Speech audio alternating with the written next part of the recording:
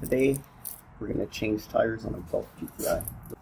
So we're going to take out the tools we require to change the tires. Here we have tire chalk, so we can mark the tires. We got our breaker bar. This here is a torque wrench, which we're going to use at the end in case the tires won't come off. Our mallet. This here, this socket, longer socket, so we don't hit the rims. Brilliant. Torque wrench here. It's going to do the job. If not, we'll use the breaker bar. 20 volts.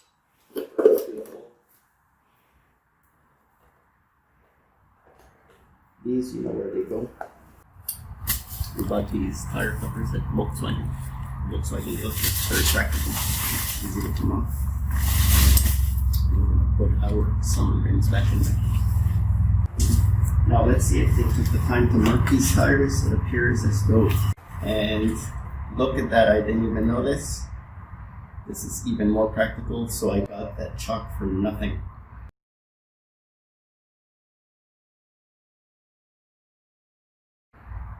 Chalk for no reason.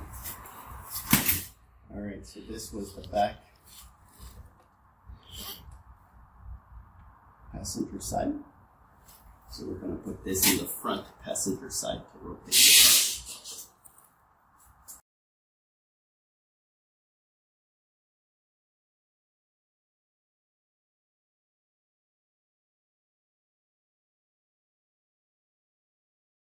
Yes, to all my viewers out there, all my 4 viewers, you may be doing all of this for nothing. If we can't take those bolts off, we're going to have to put everything back. Are my 4 viewers enjoying this? The next step, ladies and gents. This here is the key lug nuts. My key head strip, I went to Volkswagen. They couldn't even take the locks off. They had to bring it in, use their master key. This is garbage, folks. Whatever you do, when you first get the car, get rid of those locks. They're worthless. Worst case scenario is you have a flat on the road and you can't change your own tires. And truthfully, I bet everybody drives with insurance. If somebody steals those, you're insured. And they won't even know whether or not you have them. Oh, don't put this on the web. They'll know I don't have them. So, basically get the Gorilla locks. Gorilla locks are much better than these Volkswagen cheap locks. This is how you take off the lead. Alright, let's put these where we can't lose them. Where would that be? In my pockets? No. Let's put them right over here. Practice your squats. Alright. Now let's see if it is strong enough.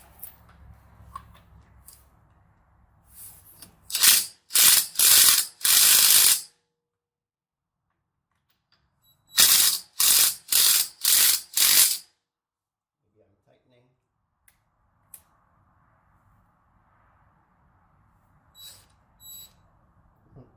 This is reverse.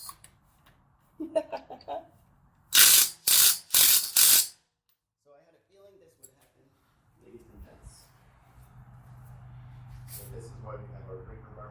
Mike, this is for you. 20 volt doesn't do it. Let's breaker bar this. There we go. Nice and easy.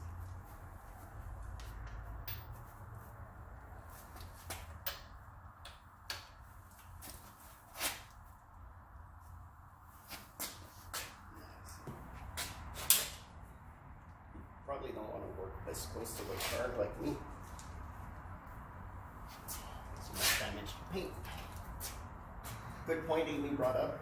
We need to put these before we jack the car, just for safety, but really put the handbrake up as it'll go. And we're in gear. Right? So what you want to do here is the tire you're working on. you want to put these on the diagonal tire. So we're going to put it on this back tire here. That is because we're going to be lifting it this way. Pressure is going to be on this side of the car.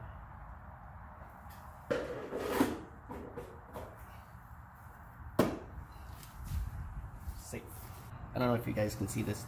I'm going to show you where to put your jack. So there's a lip right here, and you can see where the reinforcement is because there's a little 1/2 inch lip, and that's the reinforced part of the car or the frame where you want to jack.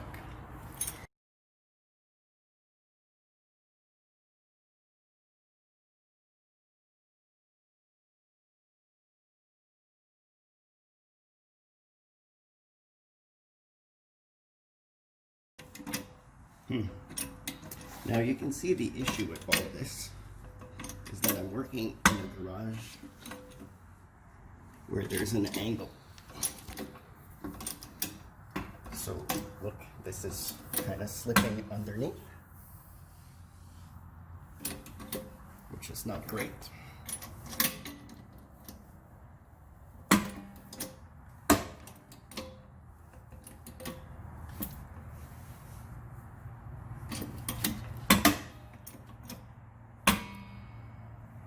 Does that tire come off this?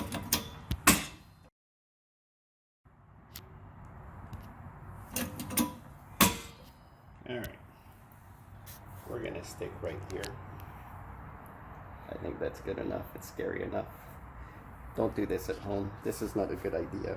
The angle of my garage is leading towards the drain there, and so we're on an angle here. It's not ideal because if this slips, it won't be good if I was under the car.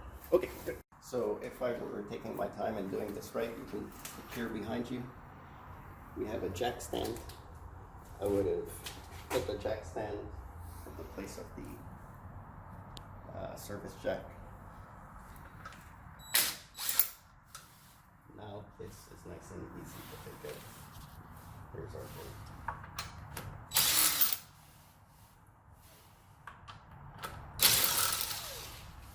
You can pretend to be a real mechanic with this.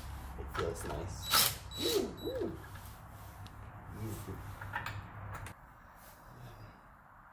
I'm gonna grab it like this, maybe not this way, but I just want to be careful. Usually wheels don't come out that easy. Usually you need to put it anti-seize around here, but this came out nice. Very impressed. Look at this baby. A beaut. So this was front passenger. We must keep it front passenger. I'm gonna use the chuck just because we bought it. The chuck for nothing. May as well. Let's put this here. Passenger front. Oh, that's not good.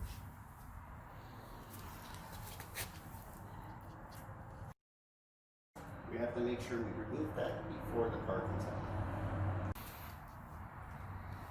We're taking a quick look at the brake. Don't put your fingers, you don't want your oily fingers on there. But you would be able to tell if there's tear. Now, the car has been sitting, so there's a little bit of rust, so we can't even tell if it's grooving in. But here we can see the pad, and yes, the pad is it's going to need to be changed extremely soon. That's almost to the had I known, we would have changed the pads while we're at it. So when we're going to put the summers back on, we'll put new pads.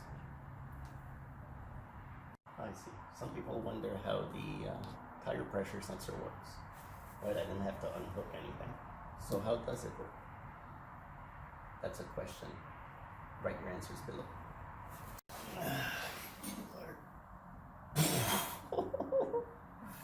See this jack? This is why you put those things on. Because you don't want this to fall for no reason. Alright, so clearly you need bigger guns than me. This is why I couldn't put the tire on. There's a spacer ring for the rims we got. And this is something people forget. Alright, now we're in business.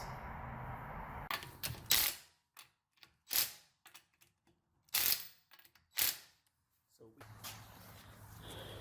now the way to bring it down, I'm just going to release the valve slowly. Be careful here. The ball. Oh, the ball.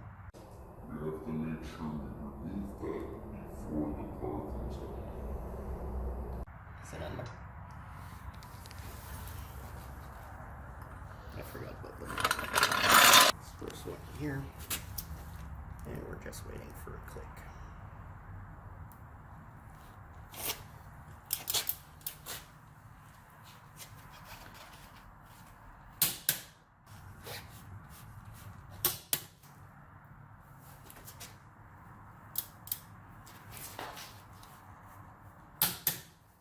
And we're done. I believe we did 5 of them.